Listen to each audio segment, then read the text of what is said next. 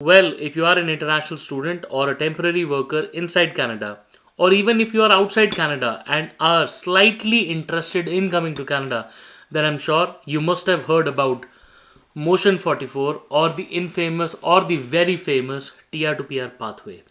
You heard that right. Today's video will let you know all about this particular publication which came out with respect to the Tr2pr pathway or the Motion 44, or people have called it through several names: temporary residence, pathway to permanent residence, and whatsoever. So in this video today, we will clear all the air about this particular program. What exactly is Motion 44? What do we know so far? What is the history about it? What can be expected? When can you expect it to be implemented? All of that is the main topic of the day. Please be tuned till the end. My name is Sahil.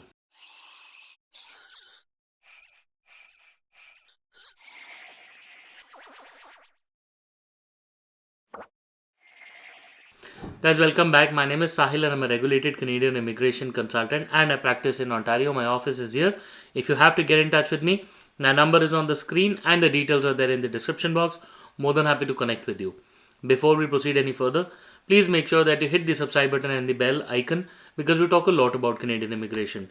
And if you are an aspirant of coming to Canada, then this is the channel that you must be subscribed to all the time. So guys, today's important topic is all about Motion 44. Now, just to give you a brief history of what really happened and how did this word come into picture and how did it actually get associated with the word Tr2pr pathway. Now, a bit of background about Tr2pr pathway.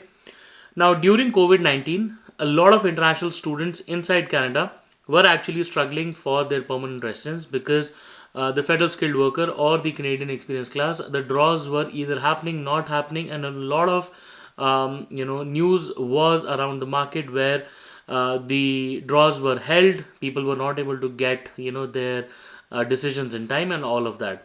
So during that time, the Canadian Immigration or the IRCC decided to leverage the position and decided to give permanent residence to people inside Canada in those days. Now, back in those days, Canada had a lot of international students and temporary foreign workers inside Canada who had Canadian experience, who did graduate, did a particular type of education, were working with somebody, or even had a job offer. So Canada, what they did, they actually gave an opportunity to all of those guys on a first come first serve basis. Obviously, there was a quota on top. As long as the quota was not hit, the applicants had the chance to become a permanent residence. Due to this, a lot of international students inside Canada, francophone people, and a lot of people who had been waiting since a very long time but could not be eligible under one of, say Express Entry or any other program, they did get their golden ticket to Canadian immigration. That is the Canadian PR. That is why the Tr2pr pathway, as the name exists, was very famous, and till date it is again very, very famous.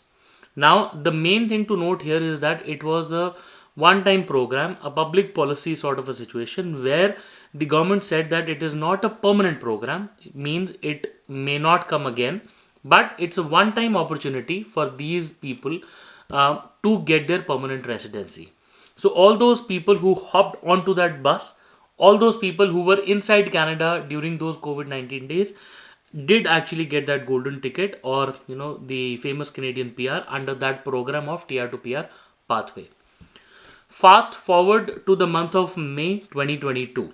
Now, in the month of May 2022, this House of Commons sitting was ongoing, where the minister brought up a topic that the Canadian immigration or the IRCC must work on a new pathway where they should talk about giving an opportunity to all the temporary residents inside Canada. They should get an opportunity to get a permanent residence. Now, there are a couple of spiced up things here.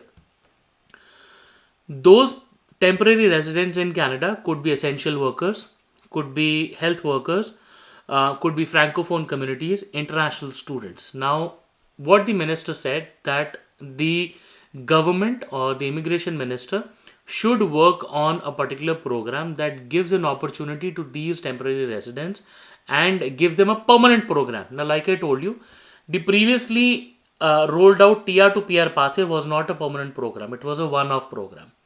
This time in May, the minister said that instead of making a one-time policy, come up with a new program that talks about giving permanent residence to the temporary residents inside Canada. Now, a lot of things were, to be included as a part of this particular new policy.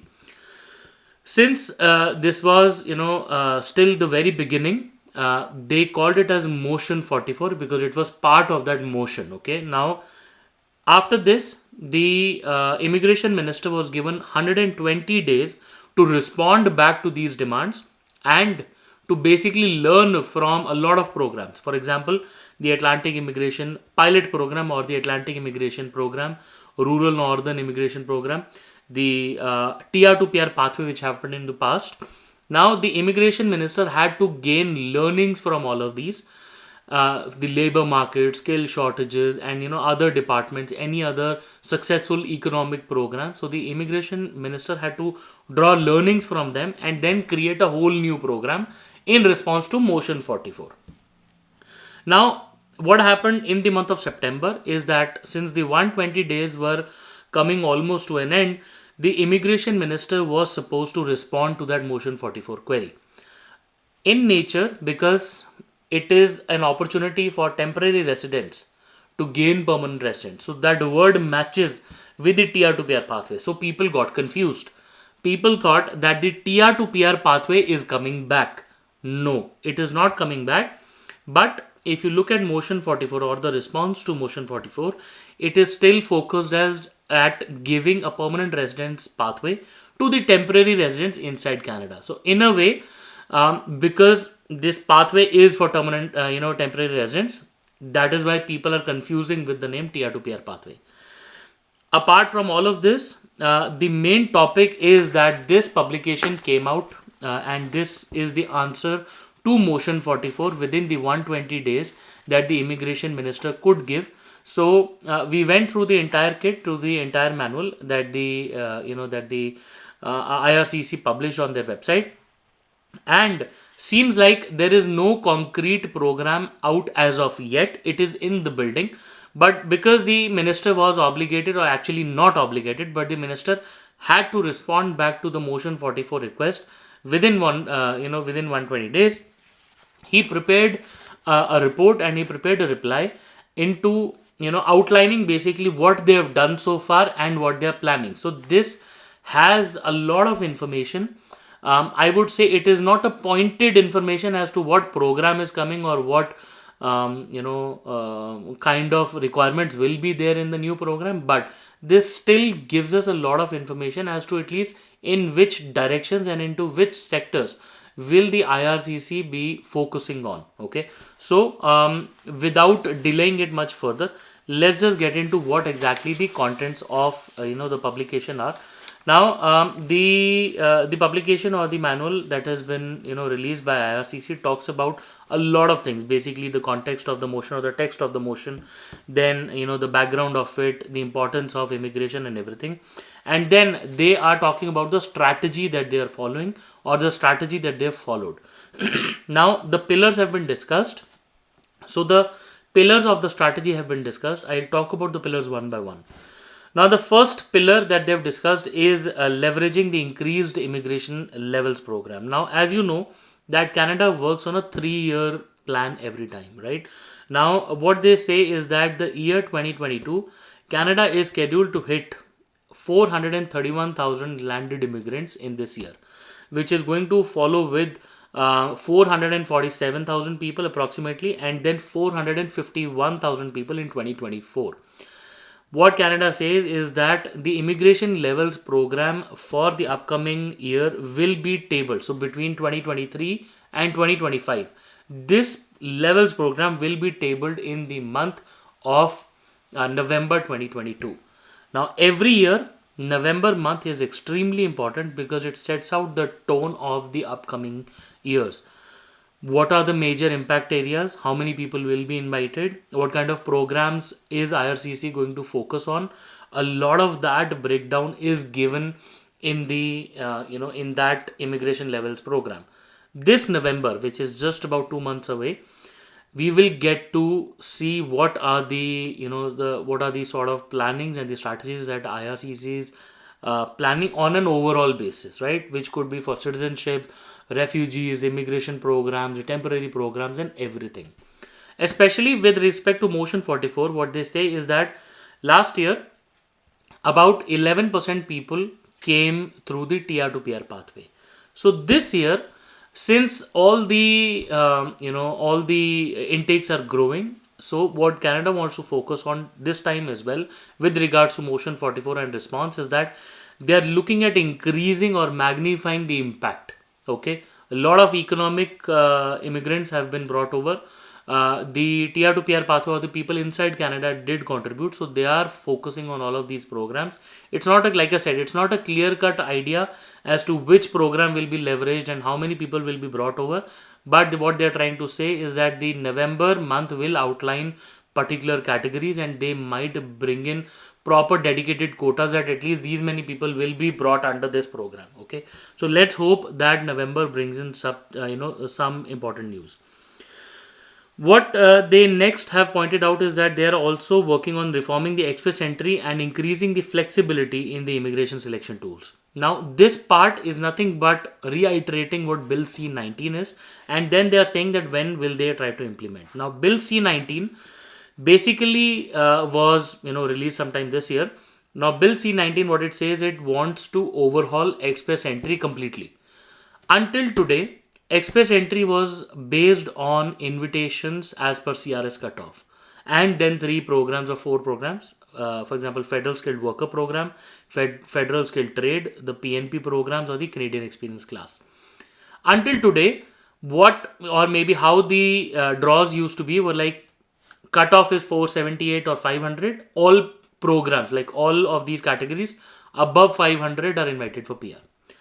Going forward, when Bill C-19 comes in, instead of doing all of this, they can go towards, linking the draws to labor market requirements or economic requirements. For example, they could link it to certain NOC codes.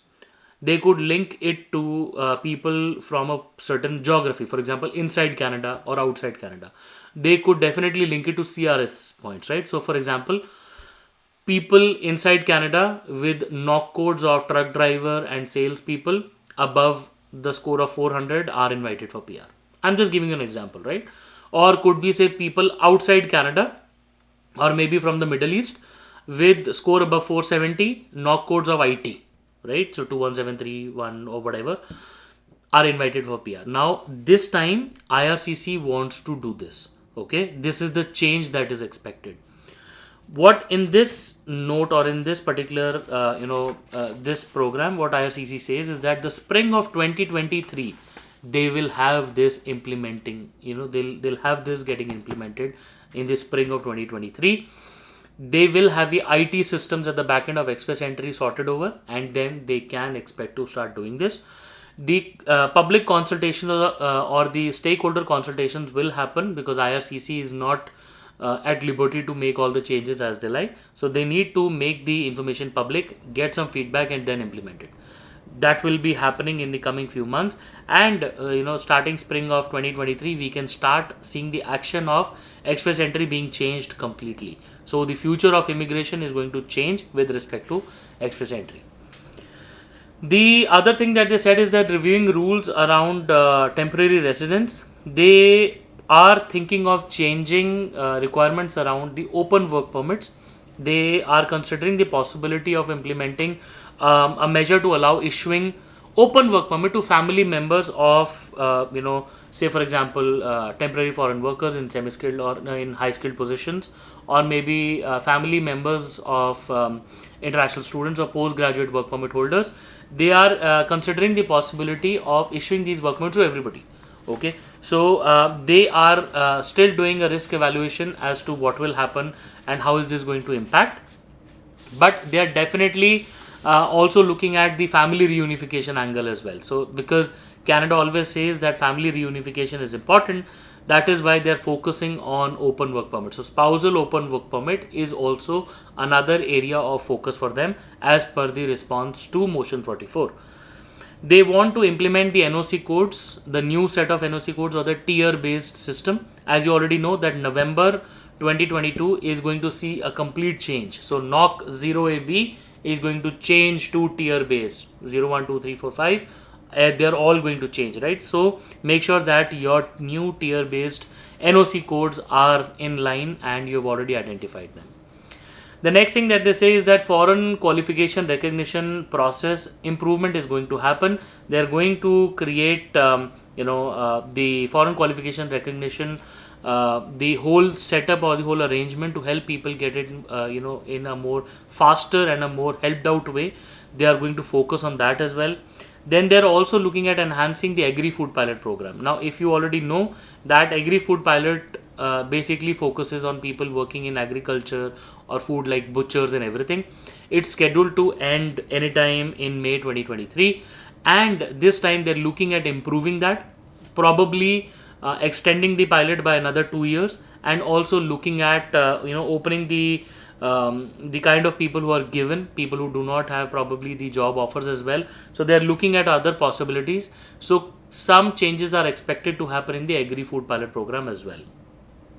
They are looking at facilitating the physicians transitions because they are highly skilled and they usually face a lot of trouble when coming to Canada. They are trying to facilitate the physicians as well. So the medical profession will be looked at under this motion 44. They are also looking at the future of caregiver programs because as you already know that the HCCP, the Home Child Care Pilot Program or the other programs are still pilot programs. Now pilot programs do have an expiry date. This time the caregiver programs are scheduled or probably have another 2 years, that is till June 2024. So they are looking at enhancing these programs and making the respective or the required changes. They also want to make it like a broader thing where to accommodate more people. So the work permits for pilot programs will be looked at. More news to come in. And the last part that they are focusing in this particular report is on the francophone immigration. Now Canada loves people who talk about French, who know French, and they will be brought under the light for this. And in fact, the motion 44 text specifically talks about French speaking people. So definitely motion 44 or the response to motion 44 will be big on French speaking people, right? Guys, so these are all the highlights of this particular report. Like I shared, no concrete steps, program or intake criteria, admission requirements or anything is out, but what they're trying to say is that they're already working on it and they are trying to focus on these specific areas. I know people were expecting, with the minister tweeting with his official Twitter handle, and then the motion 44 news was also big. People were expecting big changes, big fireworks, and some people also named it like Tr2pr is coming back. Answer is no, it's not coming back, but definitely they're working on new programs. Let's see 2023 or probably sometimes in November around the immigration level program, we will get to see new programs and new solutions for temporary residents inside Canada. Bill C-19 is also going to work heavily on inside Canada, the Canadian experience class people. So one quick tip would be that if you are not having a direct pathway to PR today, better consider any program of temporary residence. For example, a visitor, work permit or a study permit. At least that way you can come to Canada and start gaining some Canadian experience, right? So have something in your way so that the future programs, when they open up, at least you're ready and you're ready to fire with your Canadian experience. That's one tip that I can give you today. Guys, I hope the video was helpful, gave you much insights into what's happening in the world of Canadian immigration. These are some important updates. For everything else, feel free to schedule a consultation. If you want to discuss a program with me, if you want to discuss your particular situation or any other options, we would be more than happy to do that during the consultation session. Once again, we wish you all the best and we really hope to see you soon in Canada. All the best.